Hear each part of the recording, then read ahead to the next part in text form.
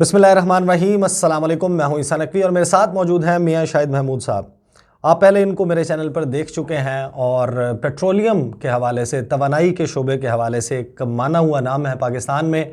पाकिस्तानी सहाफ़त में चंद ऐसे सहाफ़ी जो तवानाई के शोबे को, पेट्रोलियम प्राइसेस के हवाले से किस तरह मामलात चलते हैं, इनको कवर करने वाले नुमाया नामों में से एक हैं। मियां शाहिद महमूद से आज मैंने इस खुसूसी दरख्वास्त की क्योंकि आपको मालूम है कि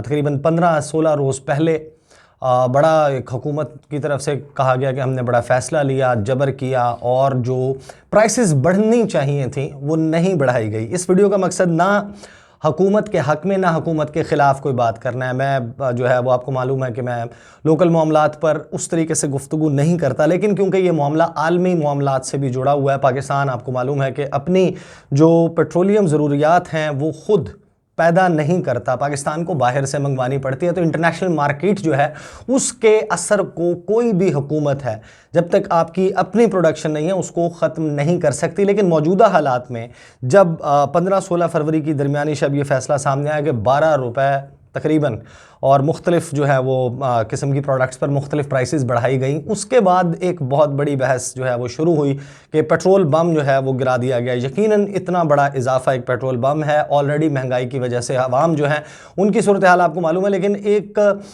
जिसे कहते हैं कि डिस्पैशनेट हो के, बग़ैर अपने जज्बात को, अपनी ज़ाहिर है कि जो अपने इस वक्त के मारूज़ी हालात उनको सामने रखे बगैर, इस वीडियो में मियां शाहिद से मैं ये समझने की कोशिश करूंगा और आप भी ये समझने की कोशिश करें कि ये जो मौजूदा पेट्रोलियम प्रोडक्ट की प्राइसेस में इजाफा है ये किस हद तक नागुज़ीर था, अगर नहीं था इसको किस तरीके से अवॉइड किया जा सकता था। सवालात मैंने एक साथ इंट्रो में बहुत सारे कर दिए। मियां साहब ये बताएं, 12 रुपये पेट्रोल की प्राइसेस तकरीबन लगभग ऊपर नीचे कर लें आप, तो ये बढ़ी है और प्राइस जो है वो अब पाकिस्तान की तारीख़ की बुलंद तरीन सतह पर। इससे पहले आज तक आवाम ने इस कीमत पर पेट्रोल नहीं ख़रीदा इस मुल्क में। ऐसा ही क्या ये ज़ाहिर है कि ये एक पॉपुलर फ़ैसला नहीं है और एक ऐसे वक्त में जब हुकूमत जो है वो रैप अप की तैयारी चल रही है और अगले इलेक्शन, आपको पता है आखिरी साल जो है वो यही तकरीबन आखिरी साल है, शुरू हो गया, अगले साल तो इलेक्शन होना है। तो हुकूमतें अनपॉपुलर फ़ैसले नहीं करती, किस चीज़ ने मजबूर किया? नकवी साहब, कुछ हकीकतें हैं और कुछ थोड़ी सी अपनी जो आप कह लें कि कोताही है हुकूमत की। हकीकत ये है कि इंटरनेशनल मार्केट में पेट्रोलियम प्राइसेस जो हैं, ख़ाम तेल की कीमत वो बहुत हाई गई। कल जो प्राइसेस थी वो ब्रंट ऑयल की $96 फ़ी बैरल थी। ये भी आप देखें कि हाई प्राइस है, बहुत ज़्यादा हाई गई। और पिछले अगर 15 दिन का आप जायज़ा लें तो पेट्रोलियम प्राइसेस जो हैं वो 91 से 96 तक गई हैं। सही, बहुत तेज़ी से ऊपर गई हैं, इसमें कोई शक नहीं है। और ये गालिबन कई सालों की बुलंद तरीन सतह कई सालों की बुलंद तरीन सतह है। ये $100 हुआ था पीपल्स पार्टी दौर में, सही 100 की सतह पे गया था, लेकिन उसके बाद नहीं गया। उसके बाद टच करता रहा लेकिन उस तरफ 90 से ऊपर नहीं गया। लेकिन उस वक्त रुपए की कदर जो है वो डॉलर के मुकाबले में कदरें मजबूत थी, तो इस वजह से वो इम्पैक्ट नहीं आता था। अब इसमें कोई शक नहीं, ये हकीकत है। लेकिन ऐसी हकीकतें पूरी दुनिया के साथ हैं। आप पूरी दुनिया के साथ ब्रंट ऑयल या WTI जो मार्केटें हैं उससे बहुत से मालिक ख़रीदते हैं। सारे मालिक जो हैं वो खुद कफील तो नहीं है ना पेट्रोलियम मसनूआत में। इसको अवॉइड कैसे किया जा सकता था?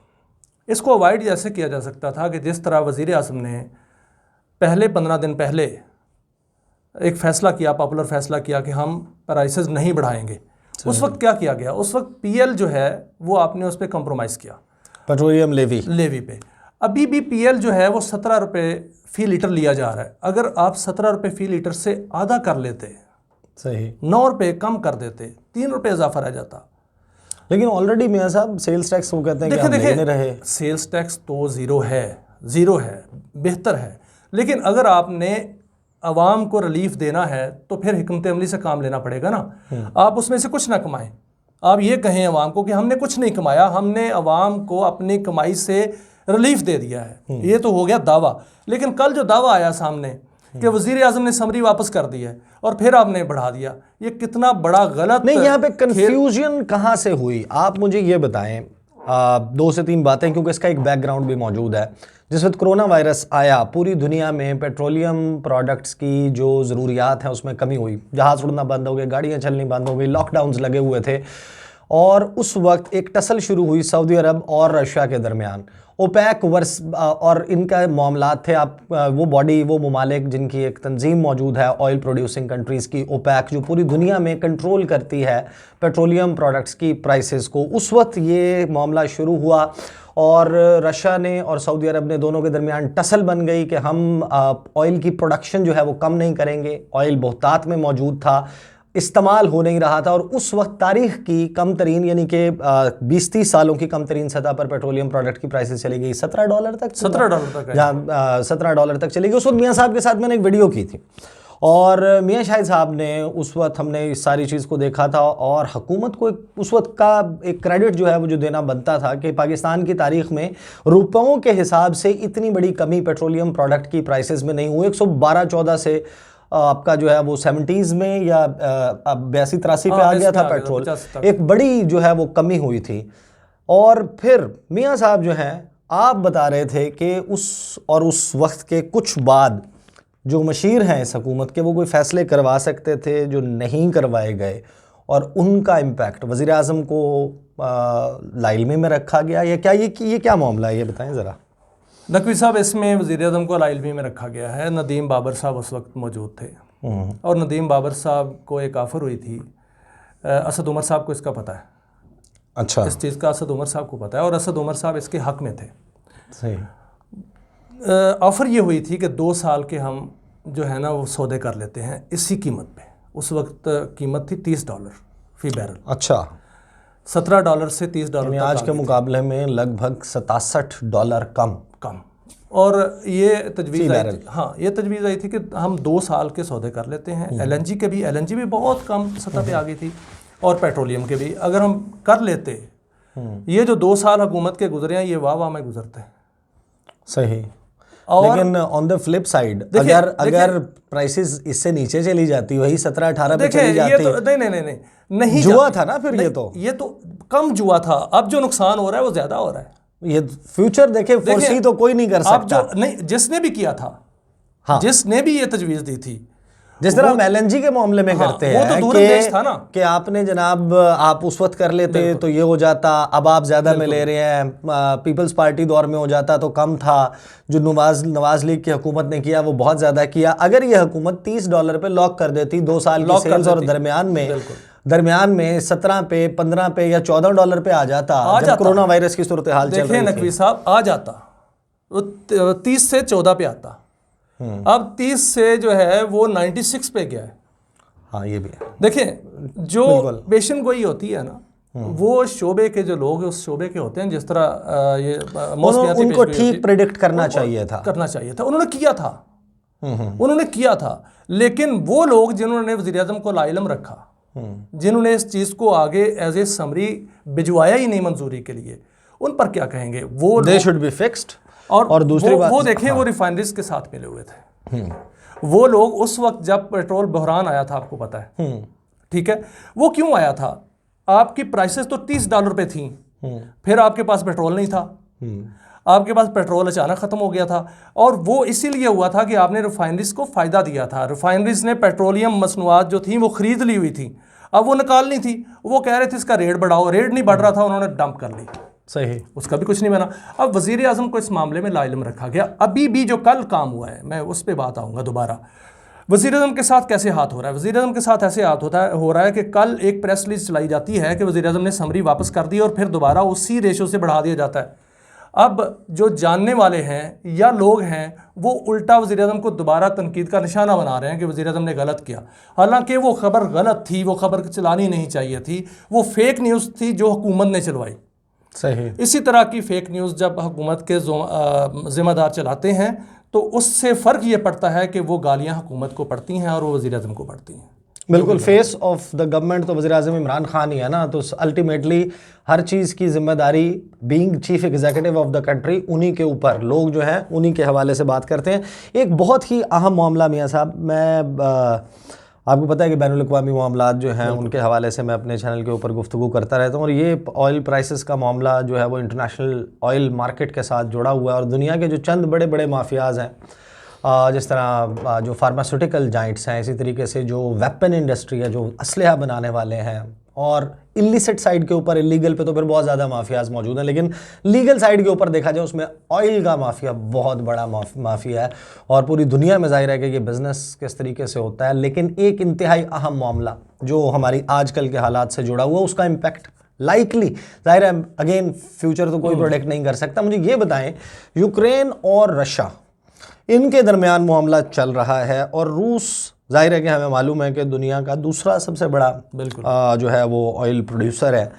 तो मुझे ये बताएं कि अगर ये जंग छिड़ जाती है, ईस्टर्न यूरोप में फ़ौजें मूव होना शुरू हो जाती हैं नेटो की, रूस और यूक्रेन के दरमियान मामला छिड़ जाता है, दूसरी तरफ ये प्रेडिक्शन की जा रही है फिर चीन भी चुप नहीं बैठेगा, वो ताइवान की तरफ पेशकदमी कर सकता है, अपने टेरिटोरियल क्लेम्स को एक्चुअलाइज करने के लिए मूव कर सकता है। इस सूरत हाल में जो आलमी सप्लाई चेन्स हैं वो मुतासर होती हैं, ऑयल की तरसील जो है, और जाहिर है कि लोग ज़ख़ीरा, मुल्कों ने जिन्होंने जंग लड़नी है ऑयल के ऊपर, ऑयल का ज़ख़ीरा बड़ा मैटर करता है।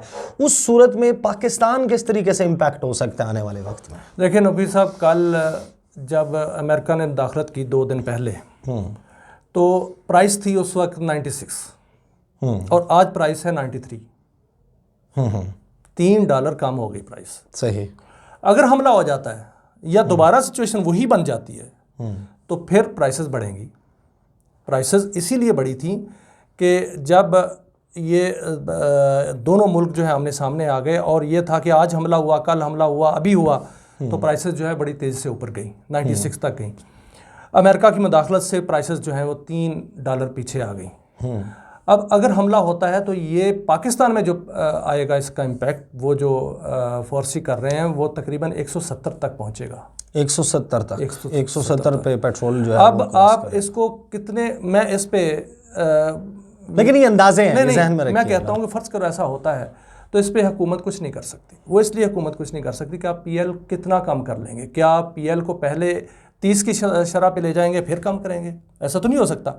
आपने जो GST है पहले 0 है, तो फिर ये आपको 170 करना पड़ेगा, आपकी मजबूरी है। एक मजबूरी ये है, दूसरा IMF है। IMF को आप जो है अवॉइड कर सकते हैं किसी भी सूरत, लेकिन इस चीज़ को अवॉइड नहीं कर सकते जो हकीकत है, जो आप अगर $100 से ऊपर जाती है कीमत, $110 पे चली जाती है, जो कि कहा जा रहा है कि अगर हमला हो गया तो इससे भी ऊपर जाएगी, तो फिर ये हो सकता है कि 170 से बढ़ जाए। इसमें कोकोई शक नहीं, क्योंकि हम तो इम्पोर्ट करते हैं सारा, और हमारा जो अपनी प्रोडक्शन है वो बहुत कम है।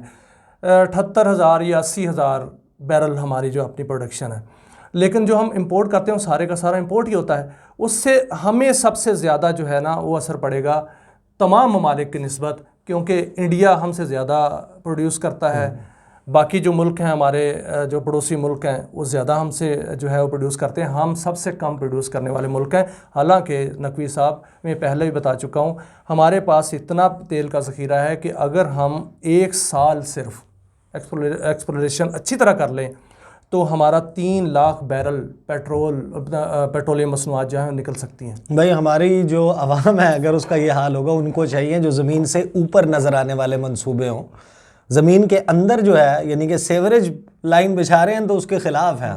हाँ, ऊपर मेट्रो बना रहे हैं, नज़र तो आ रही है ना, ऑरेंज लाइन नज़र आ रही है, मेट्रो जंगले नज़र आ रहे हैं। इससे मुझे एक चीज़ बात याद आई है। मैंने एक बात याद आई है, नून लीग के दौर की बात करता हूँ। कर्क और KPK में 8 कुएं खोदे गए इसके गैस निकालने के लिए। सही।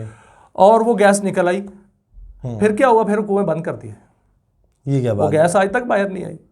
इसके ऊपर तो मैं अलग से देखिए, ये मैं ये वीडियो में आपके साथ करूंगा तफसील से। ये इधर बताने वाली नहीं है, ये अलग से वीडियो करेंगे, उसमें मैं आपके साथ इस पे तफसील से बात करूंगा, इसकी कहानी मुझे बताएं। लेकिन इस वीडियो को क्लोज करने से पहले एक क्वेश्चन का ना फौरी जवाब दे दें आप मुझे, कि हमारे यहाँ बहुत सारे लोगों के जहन में ये सवाल भी पैदा होता है कि पाकिस्तान तो डेफर्ड पेमेंट पर सऊदी अरब से ऑयल ले रहा है या UAE से ले रहा है, तो जो अभी इस वक्त की इंटरनेशनल मार्केट है उसका अभी क्यों हमारे ऊपर इम्पैक्ट आ रहा है? ये तो थोड़ा सा क्विकली अगर समझा दें। देखिए, IMF आपको कह रही है कि आपने जो भी पेट्रोलियम मसनूआत बाहर से लेनी है उसका हिसाब आपने उसी तरह रखना है, क्योंकि आपने हमें पैसे देने हैं, हाँ, वरना आप नहीं दे पाएंगे। वरना आप नहीं दे पाएंगे। इसलिए जो हम उधार तेल ले रहे हैं सऊदी अरब से, वो उधार तो है कागज़ों में, वो हम पैसे तो बाद में देंगे, लेकिन हम IMF के लिए पैसे तो रख रहे हैं हमने, क्योंकि IMF को हमने किस्त देनी है, पिछले कर्जे की भी देनी है, जो कर्जा लिया है इसकी भी देनी है। अब जो कर्जा की किस्त ड्यू फिर है, ये बहस लंबी है कि हम IMF में क्यों हैं, कौन लेके गया, कब कब लेके गया, इसके ऊपर जाहिर है कि अपोजिशन के हुकूमत पे, हुकूमत के अपोजिशन पे ये सारे मामला चलते रहते हैं। ये गैस के कुएं बंद करने वाली और एक और मामला मियाँ शाहिद साहब के साथ जो है ना, वो फिर एक नशिस्त जो है वो रखेंगे, या फिर अभी कंटिन्यू कर लेंगे अगर मियाँ साहब थके हुए नहीं है। मुझे अंदाज़ा है आप आज 2-3 जगहों पर जो है बड़ी मसरूफियत के बाद फिर कभी सही दफ्तर आए हैं, तो फिर वो सेटिंग करेंगे इंशाल्लाह, उस पर बात करेंगे। मुझे और मियाँ शाहिद साहब को इजाज़त दीजिए, और अगर आपके कोई सवालात हैं आप सवालात कर सकते हैं। खुद जवाब दे सका मियाँ साहब से पूछ के वो कर देंगे, नहीं तो इनके साथ एक नशिस्त और रख ली जाएगी। मुझे और मियाँ शाहिद साहब को इजाज़त दीजिए, अगली वीडियो में आपके साथ मुलाकात होगी with that video India got caught in Nepal with it's her pants down. इंशाल्लाह अगली वीडियो में मुलाकात होती है। मुझे इजाज़त दीजिए, अल्लाह हाफिज़।